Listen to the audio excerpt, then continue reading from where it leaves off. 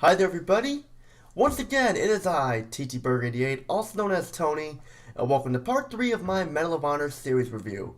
In part 2, I covered Medal of Honor Underground, and gave it a 9 out of 10 because of the character model still being blocky, and because of the frame rate issues that it had during gameplay, and mainly because the game felt more like an expansion than an actual sequel. But nevertheless, it's still a fun game in the series, and if you want more information, check out the review. Today, for the final part of my Medal of Honor series review, I will be reviewing the final game in the Patterson Trilogy of Medal of Honor. And what's interesting about this is that this was the first Medal of Honor game I have ever played, and this is what started my love for the series.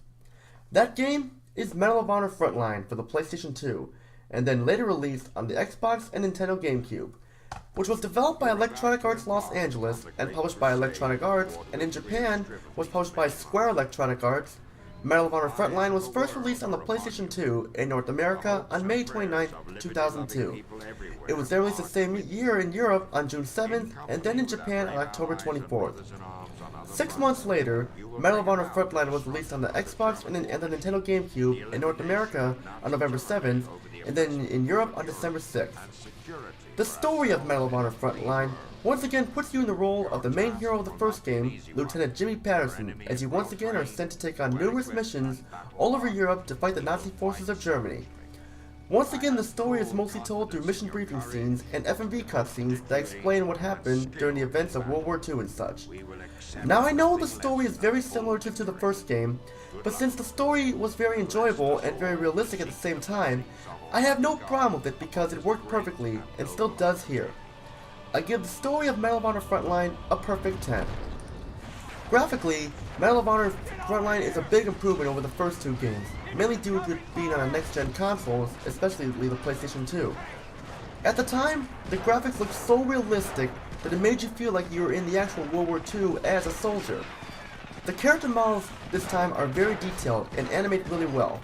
Gone are the blocky and stiff character models that act like stick figures, and this time they animate like real soldiers fighting in the war. The backgrounds also look excellent with crisp lighting, and also the frame rate runs very smooth at 60 frames per second without any problems. The FMV cutscenes also look great and more detailed thanks to the power of the PlayStation 2. So the graphics in Medal of Honor Frontline are excellent and still hold up to this day. I will also give the graphics a perfect 10.